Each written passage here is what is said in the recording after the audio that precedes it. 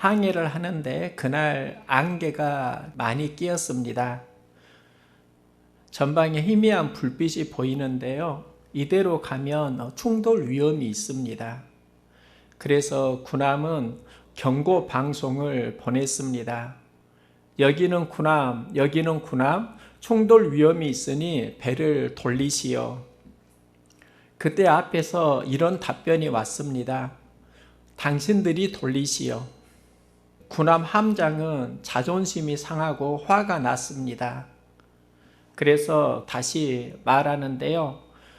나는 군 함장이다. 너는 누구냐? 앞에서 들려오는 소리가 저는 2등 항해사입니다. 함장은 2등 항해사에게 명령합니다. 나는 함장이다. 배를 우연으로 돌려라. 이때 2등 항해사가 또 함장님이 군함을 돌리시오.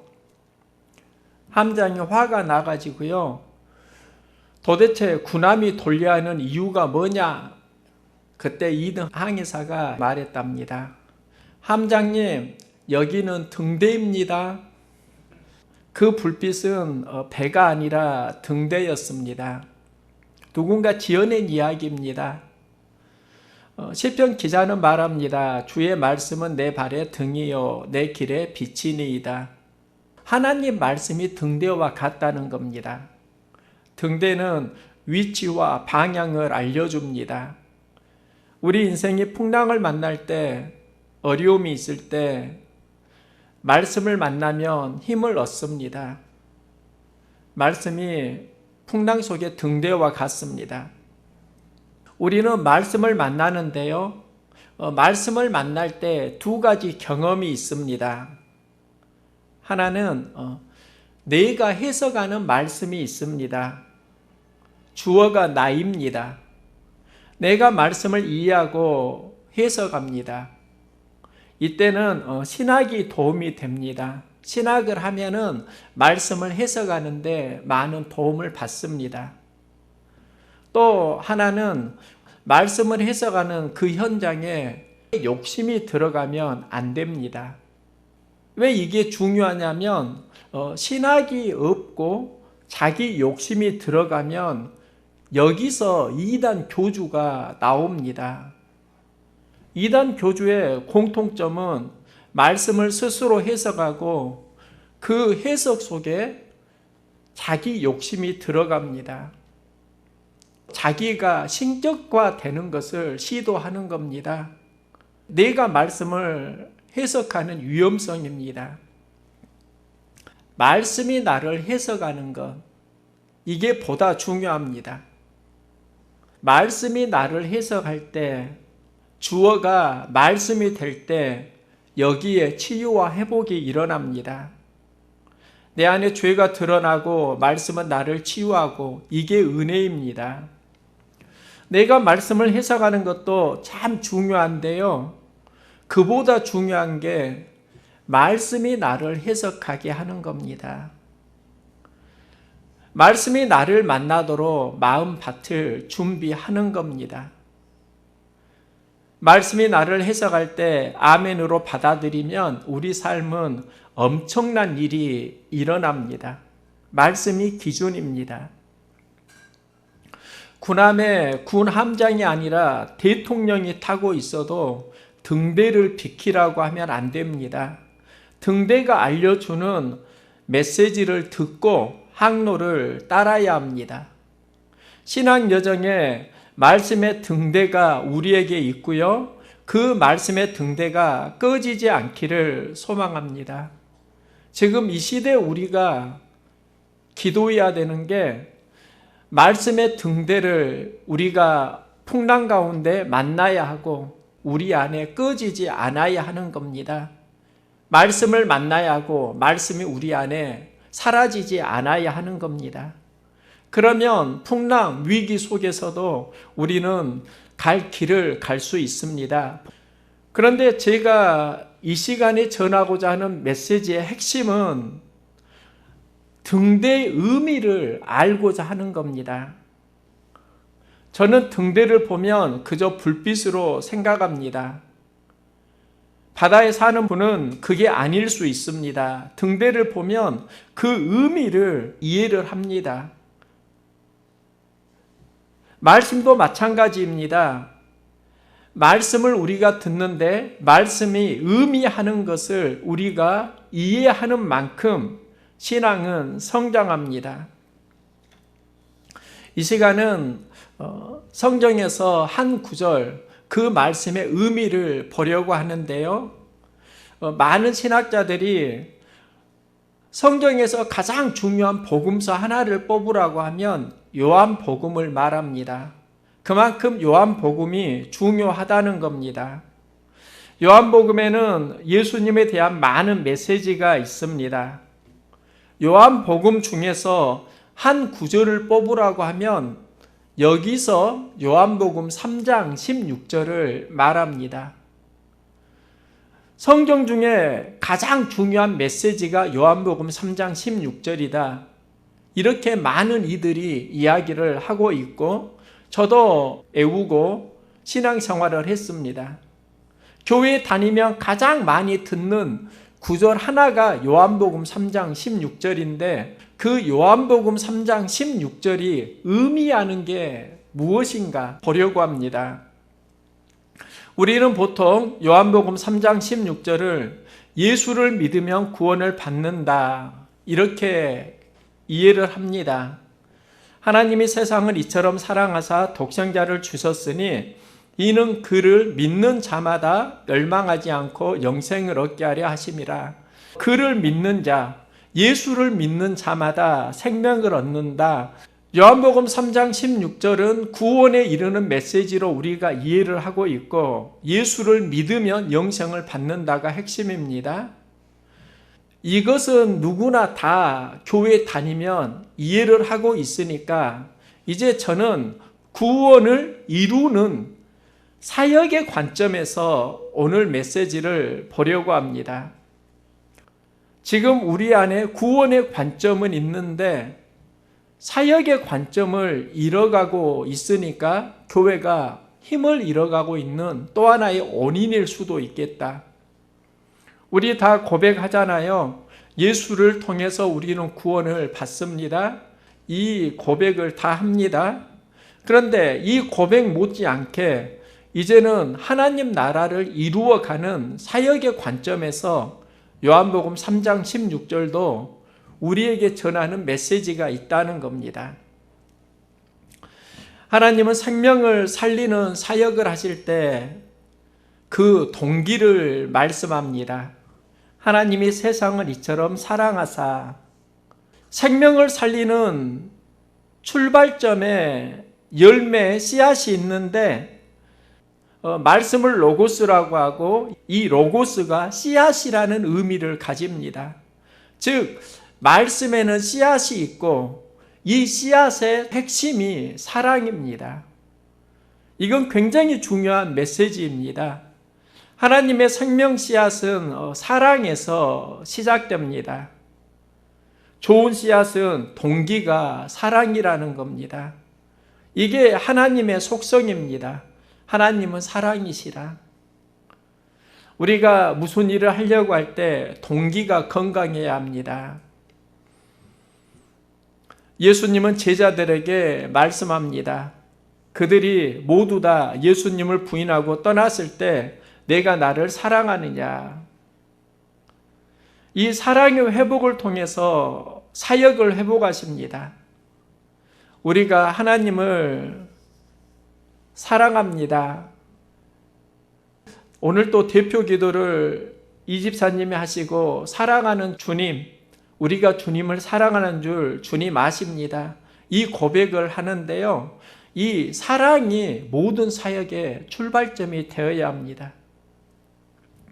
이 사랑은 그 현장에 하나님께서 독생자를 주셨으니 말씀합니다.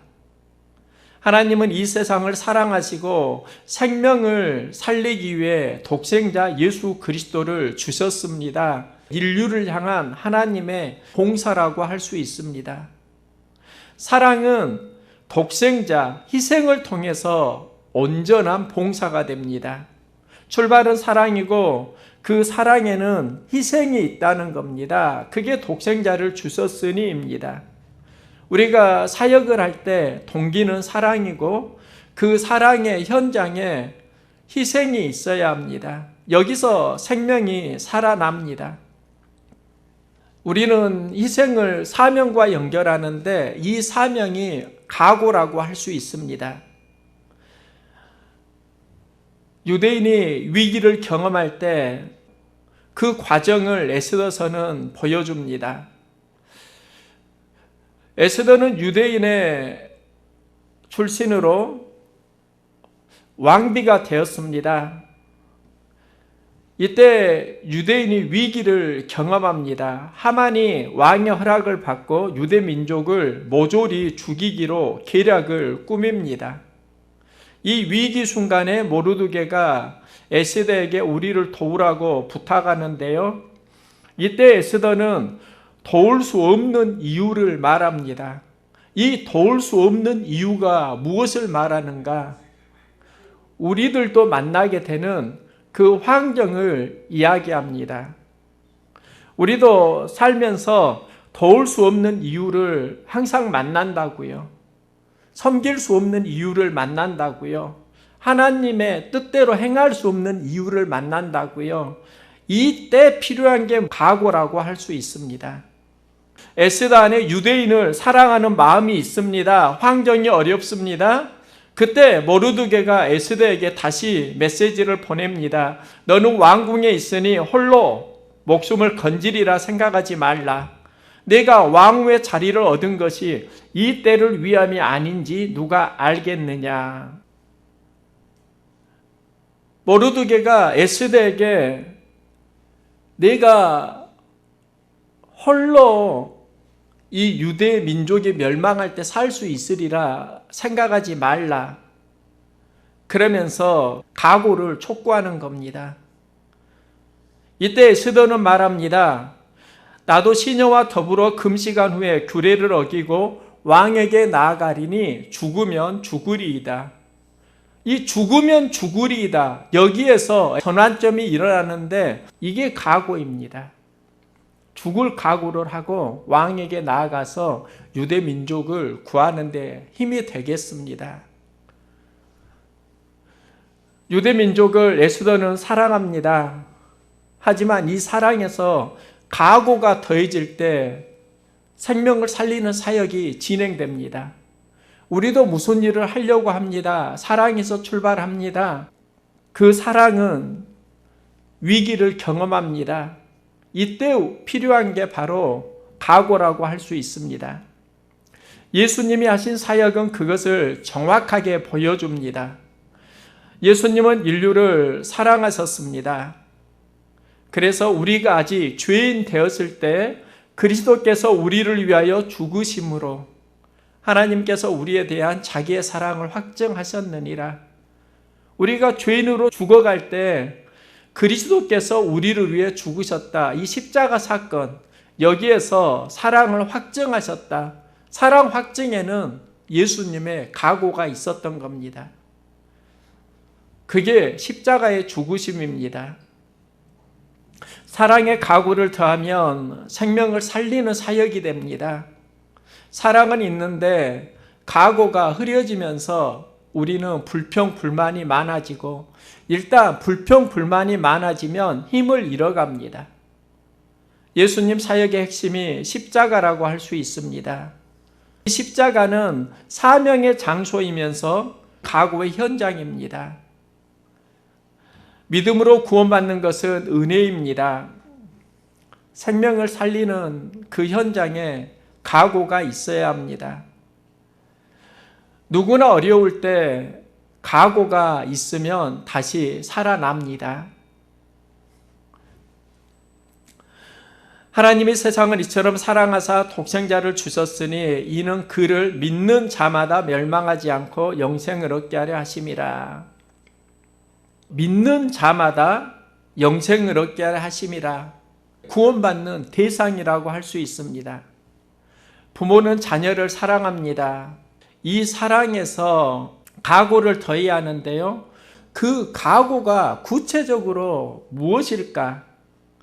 우리나라 역사를 보면 광복 이후에 갈등이 많았습니다. 좌익과 우익이 굉장히 심한 갈등을 겪고 여기서 1948년에 여순 반란 사건이 일어납니다. 10월 19일 반란군 안재선이 손동신을 총살합니다. 이 동신과 동인의 아버지가 손양원 목사입니다. 손양원 목사는 여순 반란 사건에서 이념의 갈등으로 두 아들을 잃습니다. 그를 죽인 안재선은 체포되고 사형 선고를 받습니다. 그런데 손양원 목사가 자기 아들을 죽인 안재선을 용서해 달라고 구명 활동을 합니다. 그를 자신의 아들로, 양아들로 삼습니다. 저는 이 현장을 생각해 보았습니다. 아들을 죽인 안재선을 머리로는 용서할 수 있습니다. 그런데 그를 보면은 자녀가 생각날 것이고 마음속에 상처가 살아날 것인데 그를 양아들로 삼겠다. 이게 어떻게 가능할까? 손양원 목사에게는 신념이 있었습니다. 온수를 용서하고 이 시대에 반복되는 증오를 내가 끝내겠다. 이 마음을 손양원 목사님이 품은 겁니다. 한국 사회가 갈등이 심할 때 용서와 화합의 메시지를 전합니다. 백범 김구 선생은 손양원 목사의 삶에 감동하고 후에 그를 오산학교 교장으로 청빙합니다. 오산학교는 기독교 인재를 양성하는 학교입니다. 이때 손양원 목사는 예양원에서 나환자들을 섬기고 있었습니다. 그들을 섬겨야 한다면서 오산학교 교장으로 오라는 그 제안을 거절합니다. 이때 백범 김구가 손양원 목사에게 써준 시가 있습니다. 조선 후기 이양현이 쓴 시인데요.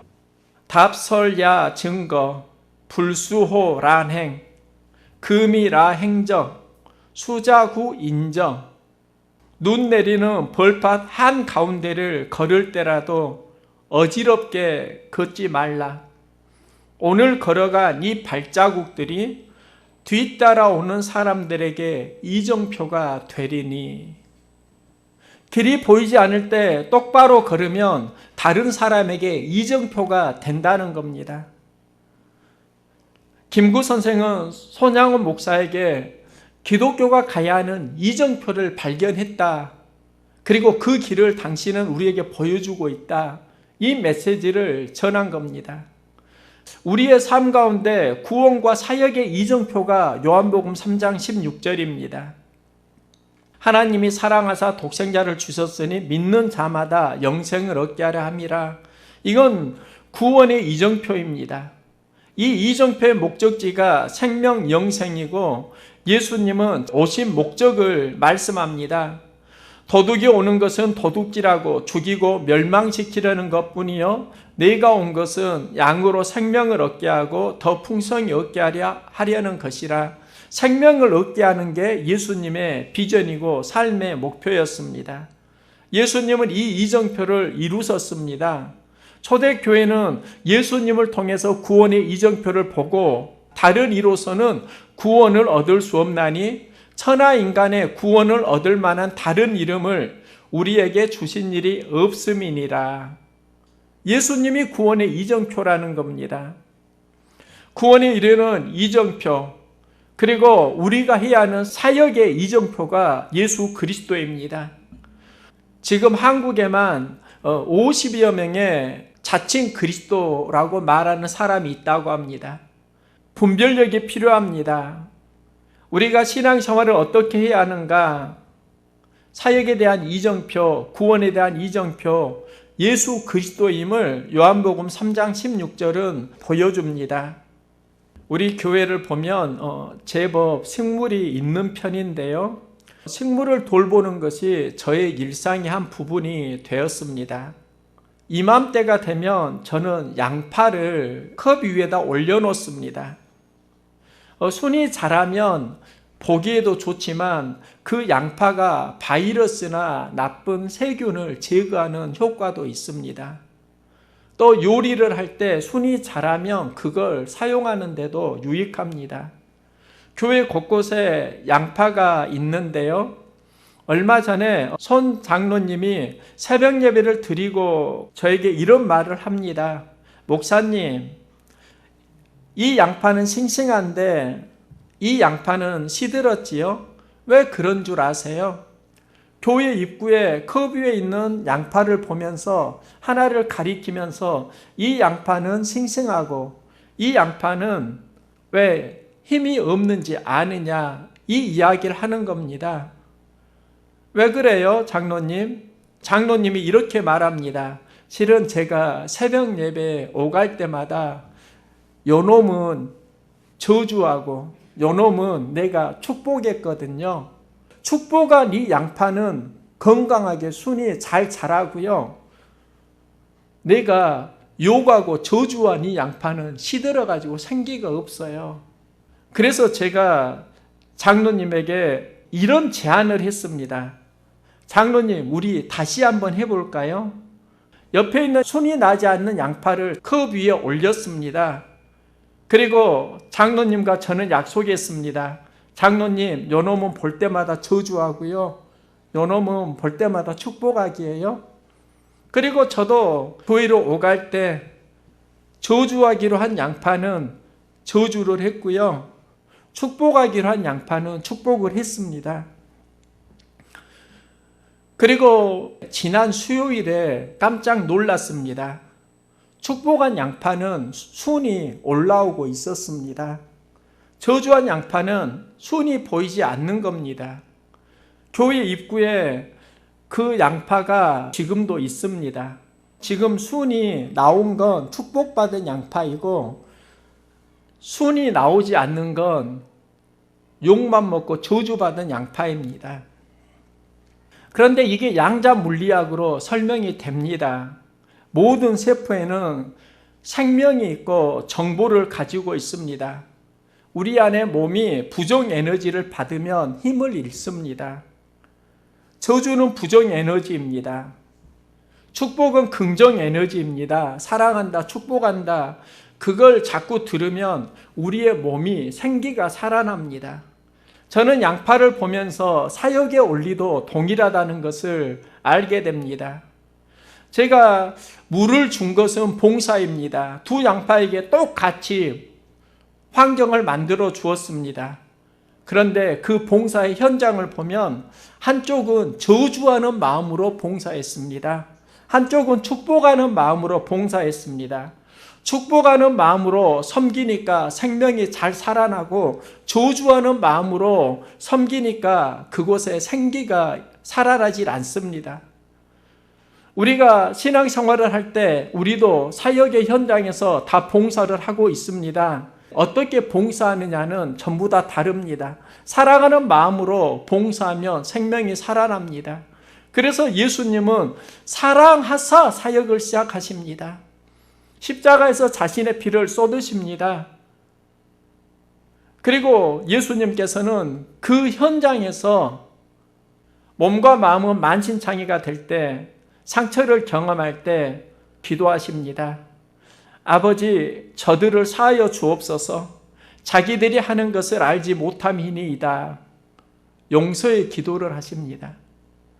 우리가 누구나 다 사역을 한다고요. 그런데 그 사역은 어디에서 열매를 맺는가? 용서의 마음에서 열매를 맺어갑니다. 이게 단순한 이야기일까요?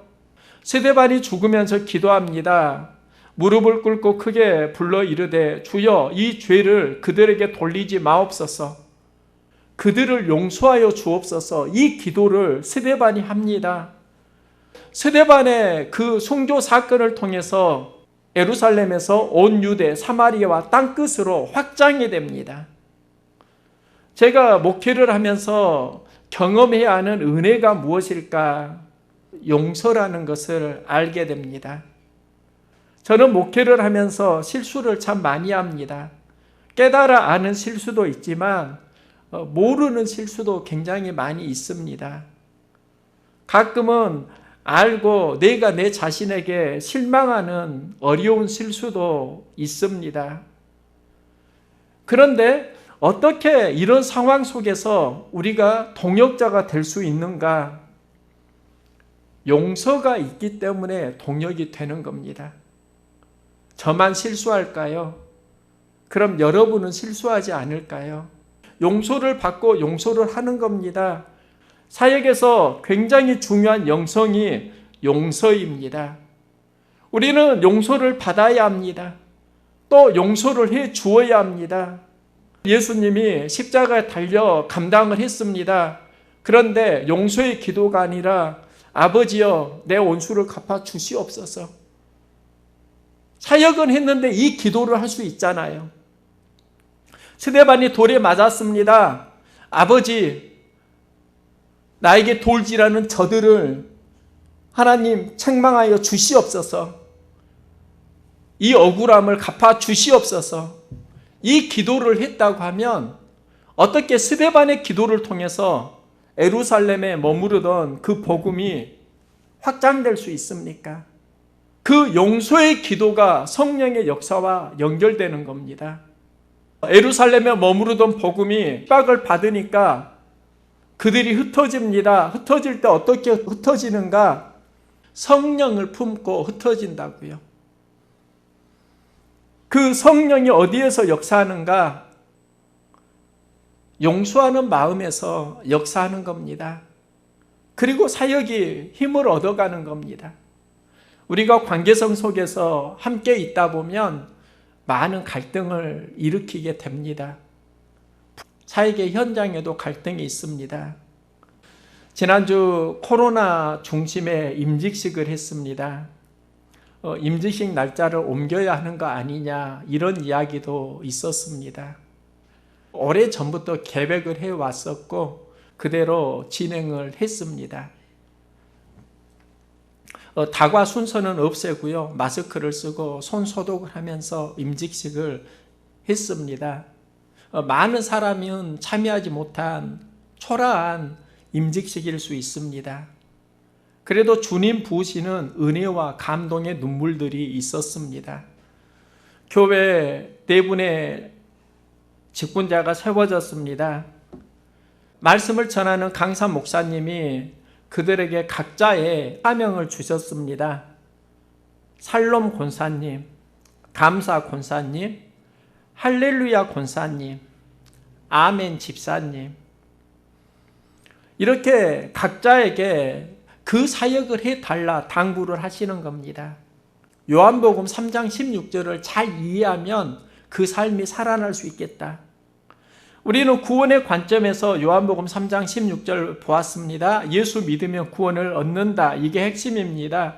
그런데 사역의 관점에서 하나님이 세상을 이처럼 사랑하사 독생자를 주셨으니 이는 그를 믿는 자마다 멸망하지 않고 영생을 얻게 하려 하심이라. 이 말씀을 좀 더 풀어서 보면은요, 하나님이 출발이 하나님입니다. 세상을 이처럼 사랑하사 출발할 때 품은 마음이 사랑입니다. 우리가 일을 하려고 할 때 좋은 마음을 품어야지 됩니다. 그 현장에서 독생자를 주셨으니 하나님이 독생자를 주셨다라는 건 자신이 할 수 있는 모든 희생을 하셨다는 겁니다. 이 정점이 십자가입니다. 이 십자가에 상처가 있고 이 상처에서 필요한 영성이 바로 용서라고 할 수 있습니다. 우리가 실수할 때 용서를 받을 수 있기를 소망합니다. 또 실수할 때 용서를 할 수 있기를 소망합니다. 그래서 믿는 자마다가 우리가 하는 신앙 생활이잖아요. 그리고 우리가 맺어야 하는 열매가 영생을 얻게 하려 함이라. 하나님 나라의 열매가 바로 영생입니다. 우리 서로 고백해 볼까요? 사랑합니다. 사랑에서 출발하는 겁니다. 그리고 또다시 이 고백의 부담도 가져야 합니다. 용서합니다. 내가 뭐 용서받을 게 있어요? 아니, 몰라서 그렇지 다 있어요. 함께 살다 보면 다 있다니까요. 또 내가 해야 하는 용서도 다 있다는 겁니다. 관계성 속에는 사랑과 용서가 함께 포함된다는 겁니다. 이때 우리는 하나님의 복음이 됩니다. 우리가 만나서 하나님 나라의 기쁜 소식이 되는 겁니다. 우리는 하나님 나라를 이루는 사랑과 봉사의 삶을 살아갈 수 있기를 소망합니다. 하나님이 세상을 이처럼 사랑하사 독생자를 주셨으니 이는 그를 믿는 자마다 멸망하지 않고 영생을 얻게 하려 하심이라. 요한복음 3장 16절에서 하나님 나라를 이루는 사랑과 봉사의 답을 찾아갈 수 있기를 소망합니다.